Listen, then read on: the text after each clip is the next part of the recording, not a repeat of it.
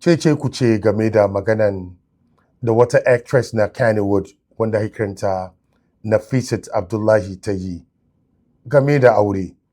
Wato Kannywood Nigeria actress ne daga wuri. To, for several days an yi muna maganan Cable FM ba mu samu ba da opinion ba. Muna kan wani tight schedule. Amma finally na samu wani lokaci na review maganan da Nafisat Abdullahi ta yi. Maganan nan da ta yi ba dukkanin kuskure gaba ɗaya ba. Ba dukkanin kuskure ba. Akwai bangaren da ta yi kuskure.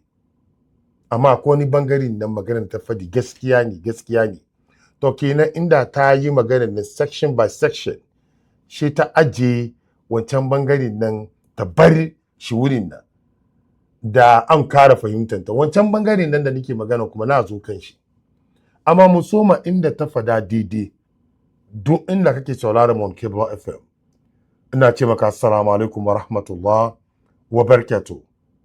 Wato inda Nafisat Abdullahi ta magana yake daidai ne.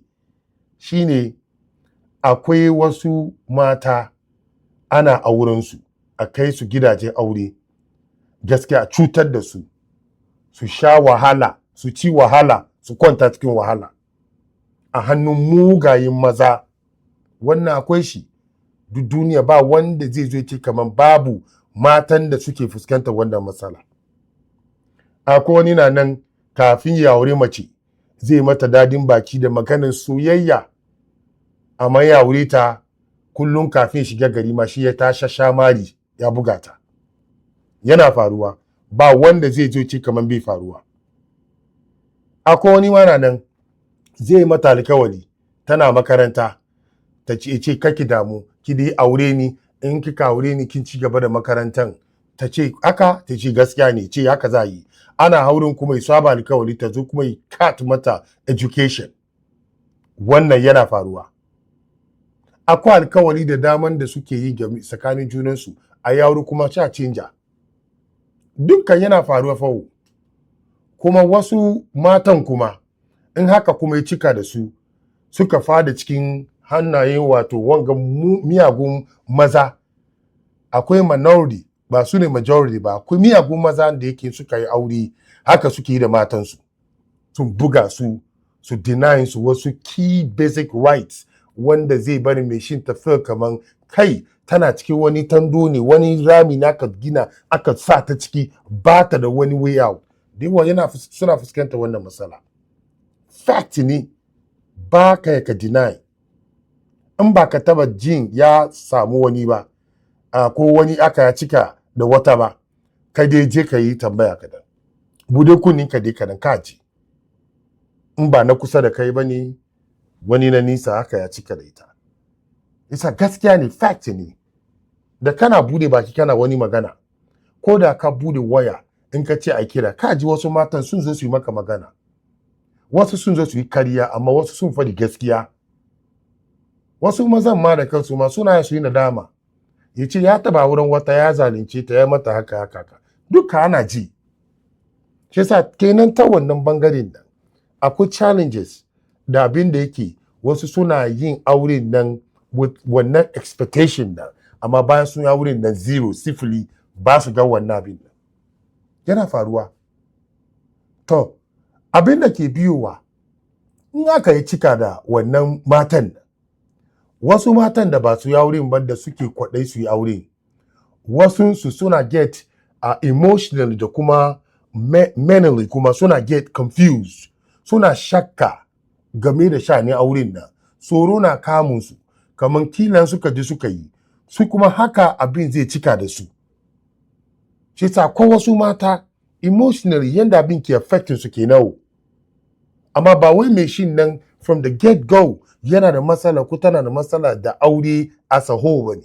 Amma irin wannan effecting kaji ya samu wani ya cika da wani wata abin ta makila tana cikin wannan current condition, tana gidanta tana deal with wannan issue nan, maybe ta magana ta kuma ta get intimidated, maybe ta kusa ta yadda wani auren da za ta yi tsakanin ta da wani shi ta ce tana tsoro. Effect ne yana faruwa haka nan.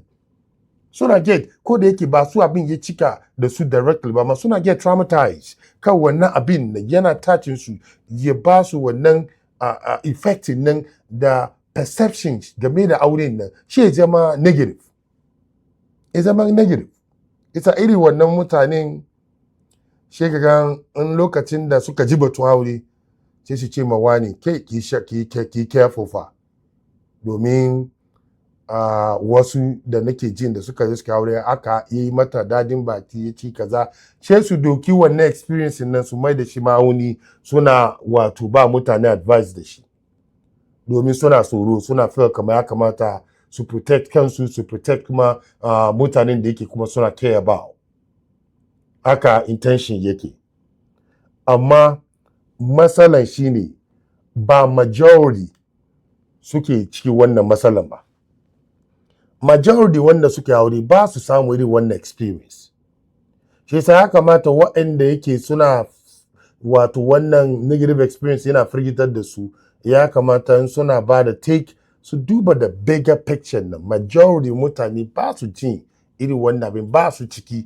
Mu duka iyayenmu gidan aure suka haife mu, ba su cikin wannan experience ga, kuma in ka tambaye su sun ce maka kaman akwai challenges ba duka ni gold ba, akwai challenges up and downs, amma sun gaya maka overall sun ce maka kama alhamdulillah, kuma kada kanka ka san kama alhamdulillah na gaskiya ne, domin gashi nan cikin gidan auren da an samo ka, kuma kana da hankali, kana ka process good and wrong, ka samu sun guiding ka samu education, ka samu wato sun gwada maka addini, gashi nan sun setting ka up in a good way. Shi yasa in ka jiri wannan abin nan kai da kanka example kanka da yana nuna kamar maganan nan ba majority bane, kuma ba kowa ke ciki ba, kai example ne.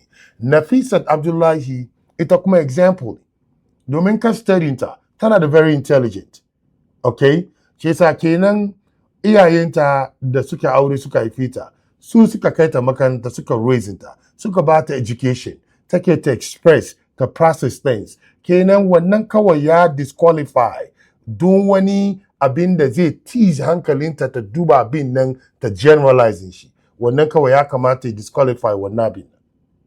Ya kamata.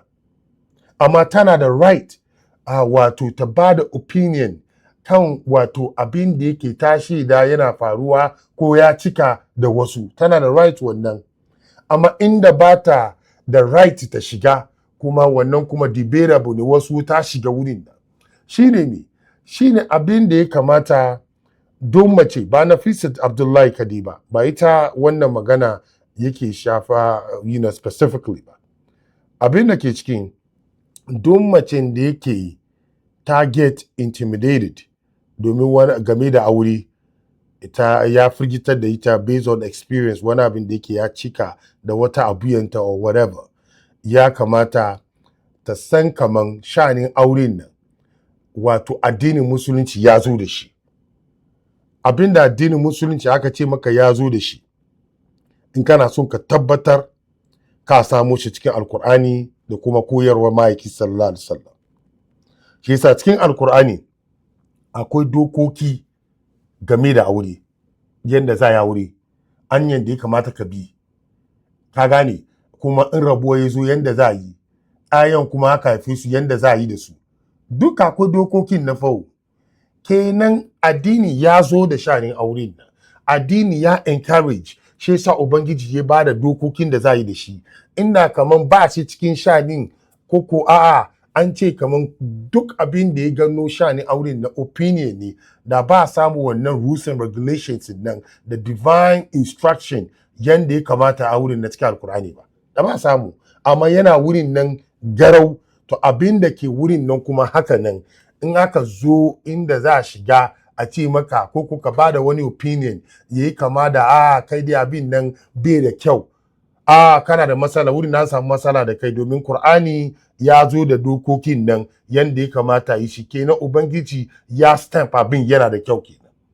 Amma dai in ka saya kan wani yanda abin ya affecting ke sa kake tsoro abin because of this or that, to wannan lokacin nan kai za ka yi due diligence, ka samo mutumin kirki wanda bai kai ka gida na bugunka ya kai ki ya hana ki wasu basic writing da yake kina need ke kuma ki survive ki feel worthy ba ke ki za ki wannan due diligence amma ba ka ka doki wani magana wani experience mutane a few minority ka generalize har ya kai ka ba da wani opinion game da aure as a whole to in kai wannan nan al'umma za su fahimci kaman ka shiga wannan gonan nan da ba shiga a ba da ra'ayi domin me alkur'ani ya zo da wannan dokokin nan rasulullah ya yi magana game da aure ya encourage shi da kanshi kuma ya yi ‘ya'yan shi sun yi that's the point jikokin shi sun yi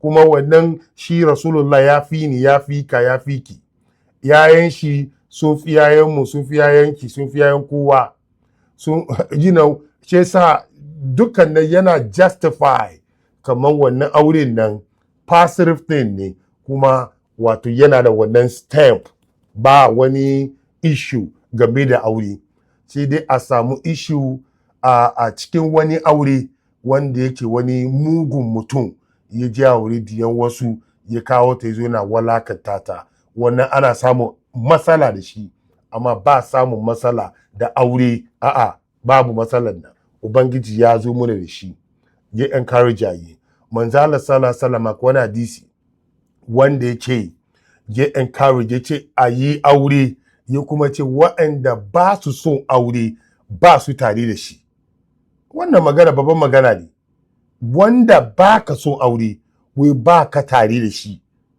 yana cikin abin da yake zai yi proud da shi domin me zai produce umma zai karfafa al'umma wanda yake yana cikin wato achievement na rasulullah sallallahu alaihi wasallam shi yasa imagine shi yasa ban so in je tufa domin ban yadda koko ban doki ban da wani fahimta kamar Nafisat Abdullahi ta zo ta challenge wato dokokin Allah azza wa jal da ya zo da shi ya bamu cikin alkur'ani ko a koyarwar rasulullah sallallahu alaihi wasallam amma yanda magananta ya fito gaskiya yana ya ba da wasu unintended wato understanding da wasu za su yi mata su view maganan nan to kuma in maganan nan ya fito haka nan the best thing da ake yi shine ana clarify ya kamata ta clarify iri wani magana hakan ga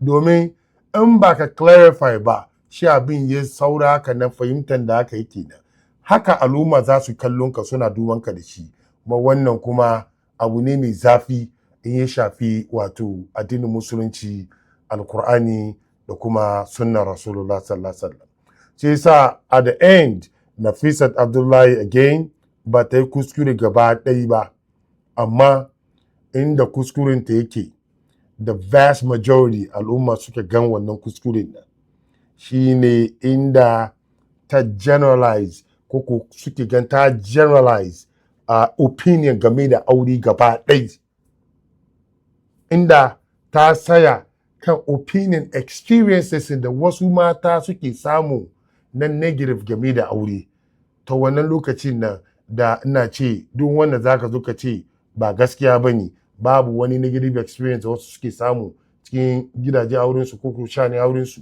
da za mu zo mu ce maka karya ne mu kawo maka wasu ma da yake za su zo su share wannan abin da yake sun samu na experience da domin yana da kyau in suka share education ne amma kan su zo ki je ki samu negative experience ki fito da wani mission kamar za ki je ki discourage aure gaba ɗaya to in ka fito da wannan fuskan nan kenan ka zo ka discourage abin da rasulullah ya encourage abin da Allah azza wa jal ya encourage to kaga musulmai ba za su maka raguwa ba za su tashi su ce kaman ka zo da wani negative intention ne suna na Fuad Umar Barjima ba mun dawo mu zo mu ci gaba da sauran tattaunawar mu until then na ce muku assalamu alaikum wa rahmatullah wa barakatuh